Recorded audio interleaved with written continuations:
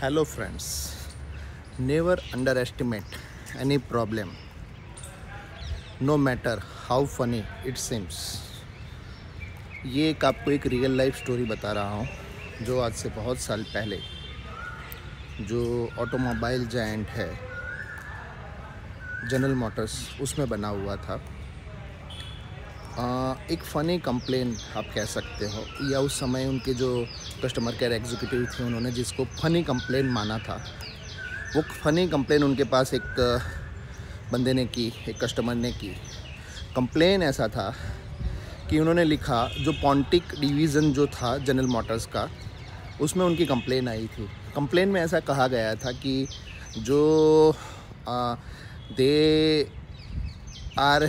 they are a family in which they wanted to go for a ice cream every night after dinner।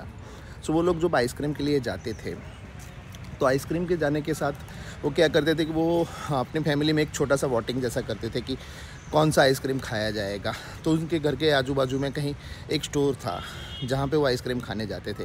तो किसी दिन chocolate ice cream खाते थे, किसी दिन वनीला आइसक्रीम खाते थे, किसी दिन स्ट्रॉबेरी आइसक्रीम खाते थे। तो keep on changing the flavor of the ice cream based on the voting they used to get in their family। So होता ये था कि जिस दिन दूसरे कोई भी आइसक्रीम एक्सेप्ट वनीला वो लेके जब जाते थे उनकी नई कार से, तो गाड़ी चालू हो जाती थी वहाँ से आइसक्रीम लेने के बाद। पर जब भी वो वनीला आइसक्रीम खाने जाते थे तो गाड़ी चालू नहीं होती थी। तो उन्होंने कंप्लेन की तो कोई रिस्पांस नहीं आया। रिस्पांस ना आने की वजह से उन्होंने सेकंड टाइम कंप्लेन की। तो सेकंड टाइम कंप्लेन की तो उन्होंने लिखा कि भाई फर्स्ट टाइम हमने आपको कंप्लेन भेजी थी बट आपके यहाँ से कोई रिस्पांस नहीं आया है, तो आपको ये दोबारा मैं लिख रहा हूँ। आपको लगेगा कि ये कंप्लेन बहुत फ़नी है, ये है वो है, बट इशू इज़ दैट कि जो मैं आपको बता रहा हूँ वो बोले फैक्ट्स है कि मैं जब भी चॉकलेट आइसक्रीम लेता हूँ या स्ट्रॉबेरी आइसक्रीम ले रहा हूँ तो वहाँ से लेने के बाद जब हम वापस आते हैं तो गाड़ी चालू हो जाती है। बट जब हम लोग वनीला आइसक्रीम लेते हैं तो गाड़ी चालू नहीं हो रही है। तो एक बहुत ही स्ट्रेंज एंड पिक्यूलर सिचुएशन है। तो प्लीज़ इसका कोई रास्ता निकालिए, उसमें क्या हो सकता है बताइए।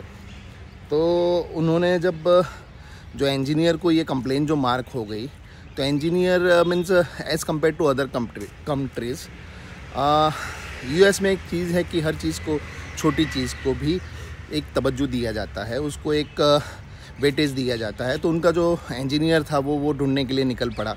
वो 3-4 दिन गया तो फर्स्ट ऑफ ऑल ही फाउंड कि हाउ इज़ इट पॉसिबल कि जो कार है जो इन्होंने ख़रीदी हुई है, it is allergic to vanilla ice cream and not to other ice cream. तो उन्होंने उस चीज़ को उसको एनालाइज़ करना चालू किया। तो ही रियलाइज़ कि जब उसने चॉकलेट आइसक्रीम ली, वहाँ से निकला तो गाड़ी चालू हो गई। स्ट्रॉबेरी आइसक्रीम या दूसरे कोई भी फ्लेवर ली तो चालू हो गई। जबकि वनीला आइसक्रीम था, जब भी उसने लिया तो वो चालू नहीं हो रही थी। तो ये एक चीज़ क्या बताना चालू, उसने बाद में रियलाइज़ किया कि जो कस्टमर है उसकी कंप्लेन है वो सही है। तो उन्होंने फिर उस बात के ऊपर एनालाइज जब करना चालू किया तो ही रियलाइज़ दैट कि ये जो हमारा जो स्टोर पे वो जाता था, तो वो स्टोर पे होता था कि जो वनीला आइसक्रीम है, तो वनीला आइसक्रीम में होता क्या है कि vanilla is a most popular ice cream at that point of time, even now also. तो वनीला होता है वो हर किसी में यूज़ होता है।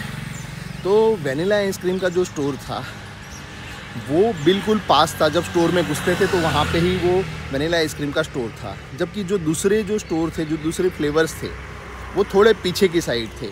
तो जब भी वनीला आइसक्रीम लेने जाते थे तो वहाँ से इमीडिएट वापस आ जाना होता था विद इन फ्यू मिनट्स। जबकि दूसरे आइसक्रीम के लिए उनको इधर उधर भागना पड़ता था, वहाँ जाना पड़ता था। तो it takes too much time.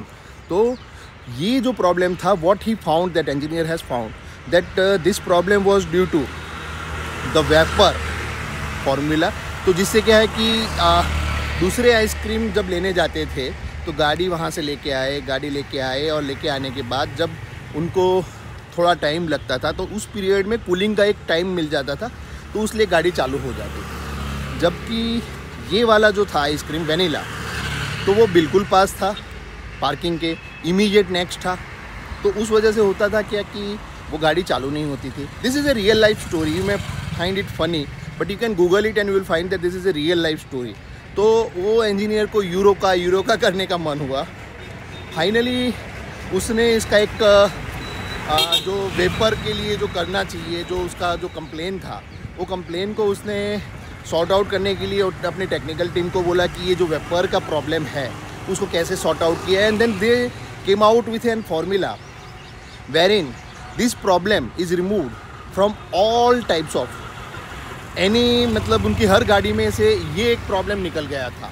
तो ये एक चीज़ बताता है कि जब आपको कोई कंप्लेन आती है तो कंप्लेन हमेशा, या आपके पास कोई प्रॉब्लम होता है तो आप एक अच्छे नज़रिए से जब देखते हैं तो उसका सॉल्यूशन मिल जाता है। क्योंकि आप में एक उस प्रॉब्लम को देखने के लिए आपके पास वो एक होना चाहिए कि भैया हमें उसका एक सॉल्यूशन चाहिए।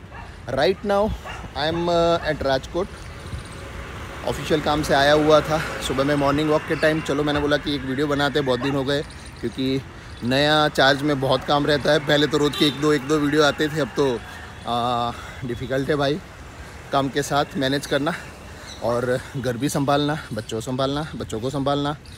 तो बट एनीवे आज समय था तो वॉक करने निकला था ये राजकोट में, तो साथ में मैंने सोचा वीडियो बना दे। तो आपको बताया जाए कि कोई भी प्रॉब्लम छोटा नहीं होता है, और अगर मन से अगर किया जाए, अगर ध्यान दिया जाए तो हर प्रॉब्लम का सॉल्यूशन होता है। ये कहते हैं कि every crazy looking problems are sometimes real and all problems seems to be simple only when we find the solution with cool thinking. तो जो आपकी थिंकिंग है वो कूल होनी चाहिए, रिजल्ट ओरिएंटेड होनी चाहिए। अगर ये हुआ तो आप उसका सॉल्यूशन ज़रूर ढूंढ पाएंगे। जैसा कि मैंने पहले बताया कि मैं राजकोट हूँ, आज भी एक मीटिंग है, कल एक मीटिंग हुई, आज एक दूसरी मीटिंग है जो जाऊँगा। तो इश्यू क्या है कि अगर हमें कोई प्रॉब्लम है तो प्रॉब्लम का सॉल्यूशन निकालने के लिए कूल थिंकिंग चाहिए हमें। उसमें आपको एक नज़रिया चाहिए, एक विलिंगनेस चाहिए टू एड्रेस द इश्यू। तो चलिए भाई, आपका दिन शुभ हो और मज़े कीजिए, जलसे कीजिए। Bye, all the best, have a great day friends.